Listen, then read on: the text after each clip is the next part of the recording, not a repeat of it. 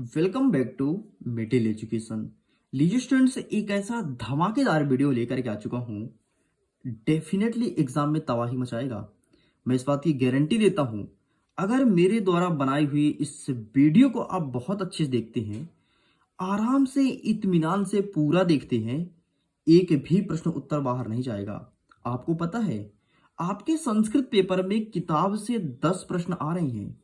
मैं सभी सेट की बात कर रहा हूं, चाहे सेट ए हो, बी हो, सी, डी, ई या फिर एफ हो। और एक मैं जो पेपर अपलोड किया था उसमें मैं केवल केवल क्वेश्चन क्वेश्चन बताया था, आंसर नहीं बताया था। उसका भी आंसर इसी वीडियो में बताने वाला हूं। वीडियो बहुत ज़्यादा हेल्पफुल है, एंड तक देखना। डेफिनेटली बहुत मजा आएगा और आपको बहुत कुछ सीखने को मिलेगा। मैं कोशिश यही करूंगा कि आपके सामने जितने भी प्रश्न को बताऊं उसका हिंदी में अनुवाद बताते जाऊं। आपके पास पर्याप्त समय है। हमारा पहला नंबर कहता है कि कवि वाणी की कथिति, मतलब कवि सरस्वती से क्या कहना चाहता है। तो सिंपल सा आंसर लिखना है कि कवि सरस्वती से कहना चाहता है कि नई वाणी को बजाने के लिए, सुंदर नीति से परिपूर्ण मधुर गीत को गाने के लिए कह रहा है। एंड इसका आंसर क्या लिखेंगे, तो ये रहा आपके सामने। प्लीज आप इसका फोटो खींच लीजिए। ये लिखा है कवि वाणी नवीनम बीड़ा वाद्यति ललित नीति चा मृदु गीतम गातु कथयति। बस इतना लिख करके आपको कंप्लीट करना है। नेक्स्ट आगे देखते हैं। प्रश्न क्रमांक 2 कह रहा है निर्धनाया वृद्धाया दुहिति कीदृशी आसीत। ये प्रश्न बोला गया है, तो इसका सिंपल सा हिंदी अनुवाद क्या होगा इसको मैं बता देता हूं। तो इसका मतलब होगा कि निर्धन वृद्ध की पुत्री कैसी थी। एंड सिंपल सा लिखना है निर्धन वृद्ध की पुत्री विनम्र और सुंदर थी। बस इतना लिख के कंप्लीट करेंगे। तो ये रहा आपके सामने, देखिए ये लिखा है निर्धनाय वृद्धाय दुहिति विनम्र मनोहरा चा आसीत, मतलब विनम्र और सुंदर थी। बस इतना लिख के कंप्लीट करेंगे। आगे कहता है हमारा तीसरा नंबर, बालिका की दृष्टावा आश्चर्यचकित जाता। इसका मतलब होगा कि बालिका ने क्या देखकर आश्चर्यचकित हो गई थी। तो बालिका सोने के बने महल को देख करके आश्चर्यचकित हो गई थी। एंड ये रहा इसका आंसर। आप लिखेंगे बालिका स्वर्णमयम प्रसादम दृष्टवा आश्चर्यचकित जाता। बस इतना लिख करके आपको कंप्लीट करना है। आगे बढ़ते हैं। 5वां नंबर कह रहा है कि काला कस्य रसम पिबती। काला कस्य रसम पिबती, ये आपके अध्याय 3 से प्रश्न पूछा गया है। इसका हिंदी अनुवाद होता है कि समय किसका रस पीता है। तो समय आदान प्रदान और प्रत्येक योग्य कार्य आदि तुरंत नहीं किए जाने पर रस पीता है। एंड ये रहा इसका आंसर। तो आप इसका स्क्रीनशॉट ले लीजिए, ठीक है। आपके एग्जाम में यही क्वेश्चन देखने को मिलेगा। आगे बढ़ते हैं। नेक्स्ट कहता है कि जीमूत वाहन कीदृशी आसीत। ये प्रश्न पूछा गया है। इसका मतलब होगा कि जीमूत वाहन कैसा था। तो हिंदी में लिखेंगे जीमूत वाहन महान दानवीर और सभी प्राणियों की कृपा करने वाला था। संस्कृत में क्या होगा, तो ये रहा आपके सामने संस्कृत में। तो प्लीज आप इसका भी स्क्रीनशॉट ले लो। जीमूत वाहना महान दानवीरा सर्व भूति नुकंपा चा आसीत। बस इतना लिख करके आपको कंप्लीट करना है। साइड करते हैं। नेक्स्ट कह रहा है हमारा 7वां नंबर, जंतवा केन तुष्यंती। ठीक है, ये प्रश्न पूछा गया है। अच्छा देखिए स्टूडेंट्स, यहाँ पर मैं जितने भी क्वेश्चंस को बता रहा हूं सभी को अच्छे से प्रिपेयर कर लेना। डेफिनेटली 100% मार्किंग होगी। एंड यही क्वेश्चन आपके एग्जाम में देखने को मिलेगा। तो जंतवा केन तुष्यंती मतलब होगा कि प्राणी किस विधि से प्रसन्न होती हैं। तो सिंपल से लिखना है कि कोई भी प्राणी वह हो मीठी वाणी बोलने से आपका खुश होते हैं, प्रसन्न होते हैं। तो सिंपल से लिखेंगे कि जंतवा प्रिय वाक्य प्रदानेन तुष्यंती। बस इतना लिख के कंप्लीट करना है। आगे बढ़ते हैं। इसी का नेक्स्ट 8वां नंबर कह रहा है कि सज्जना नाम मैत्री कीदृशी भवती। इसका मतलब होगा कि सज्जनों की मित्रता कैसी होती है। तो सिंपल सा लिखेंगे कि सज्जनों की मित्रता पहले छोटी और बाद में बढ़ने वाली होती है। बस इतना लिख करके कंप्लीट करना। ये लिखा है सज्जना मैत्री पुरा लांघवी बुद्धिमती च पश्चात भवती। बस इतना लिख के कंप्लीट करेंगे। एंड सभी सेटों के लिए बहुत ज्यादा इंपॉर्टेंट क्वेश्चन आपके सामने रख रहा हूं। आगे बढ़ते हैं। प्रश्न क्रमांक 9 कह रहा है कि बाला कदा क्रीडंतुम आगच्छत। ये चीज बोला गया है कि बाला कदा क्रीडंतुम आगच्छत, मतलब होगा कि बालक कब खेलने के लिए चला गया। तो बालक विद्यालय जाने के समय खेलने के लिए चला गया। तो ये रहा इसका आंसर। लिखा गया है बाला पाठशाला गमन वेलयाम क्रीडंतुम आगच्छत। बस इतना लिख करके आपको कंप्लीट करना है। साइड करते हैं। नेक्स्ट कहता है हमारा प्रश्न क्रमांक 10। 10वां नंबर कहता है कि बालकस्य मित्राणि किमर्थम किमर्थम तृणामः आह्वान। बस ये प्रश्न बोला गया है। इसका मतलब होगा कि बालक में मित्र किस लिए जल्दी में थे।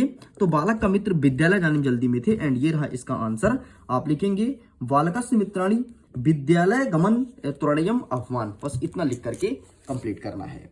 साइड करते हैं। नेक्स्ट कह रहा है प्रश्न क्रमांक 11। 11वां नंबर कह रहा है कि जटायु रावणम किम कथयति। मतलब जटायु ने रावण से क्या कहा, ये प्रश्न बोला गया है। एंड एक चीज ध्यान रखिएगा, यहाँ पर मैं जितने क्वेश्चंस को दिखा रहा हूं अच्छे से प्रिपेयर कर लेना। एग्जाम में यहां से क्वेश्चंस आएंगे 100% आएंगे और यही सब क्वेश्चन आएंगे चाहे आपके एग्जाम में कोई भी सेट का पेपर क्यों ना मिले। ठीक है, तो यहां पर कह रहा है कि जटायु रावणम की कथयति, मतलब जटायु ने रावण से क्या कहा था। एंड मैं चाहता हूं इसका आंसर आप स्वयं हमें कमेंट सेक्शन में लिख करके दें, तो आपके आंसर का इंतजार रहेगा। प्लीज इसका आंसर कमेंट सेक्शन में जरूर देना। नेक्स्ट कह रहा है कि क्रोधवशत रावणः की कुर्वन्ति उद्धतः अभवत्। ये चीज बोला गया है। इसका मतलब होगा कि क्रोध के कारण रावण क्या करने के लिए तैयार हो गया था। तो क्रोध के कारण रावण जटायु को तलवार से प्रहार कर मतलब मारने के लिए तैयार हो गया था। आप देखे होंगे रामायण में कि रावण क्या करता है, तलवार निकालता है और जटायु को प्रहार करता है। ठीक है, तो बस ये इसका आंसर लिखना है आपको यहां से लेकर के यहां तक। ठीक है, यहाँ पे क्या लिखा है, खड़ग प्रहारीन मतलब होता है, खड़ग मतलब होता है तलवार, तलवार से प्रहार करने के लिए रेडी हो गया था। आगे बढ़ते हैं। हमारा प्रश्न क्रमांक क्या कह रहा है, 13वां नंबर। 13वां नंबर क्या कह रहा है कि प्राकृतिक प्रमुख तत्व कौन से, मतलब प्रकृति के प्रमुख तत्व कौन कौन से हैं। तो आप सबको पता है कि क्षिति, जल, पावक, गगन, समीरा, ये पृथ्वी के ये प्रकृति के 5 तत्व हैं। एंड यहाँ पर लिखा गया आप देख सकते हैं। क्षिति मतलब आपका क्या हो जाएगा, पृथ्वी। जल मतलब जल, पानी। क्षिति जल, पावक मतलब अगन आग, और गगन मतलब आकाश, और समीर मतलब वायु। ठीक है, जो ये तेज लिखा है तेज मतलब आग होगा। ठीक, तो इस प्रकार से इतना लिख करके कंप्लीट करेंगे। चलिए आगे बढ़ते हैं। नेक्स्ट देखते हैं।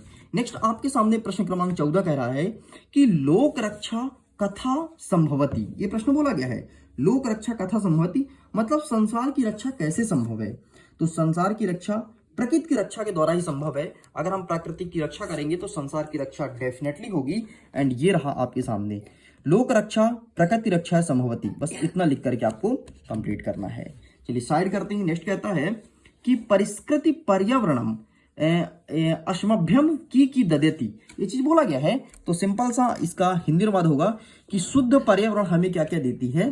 तो आप लिखेंगे कि शुद्ध पर्यावरण हमें सांसारिक जीवन का सुख, अच्छे विचार, सत्य संकल्पना और मंगलिक सामग्री देती है।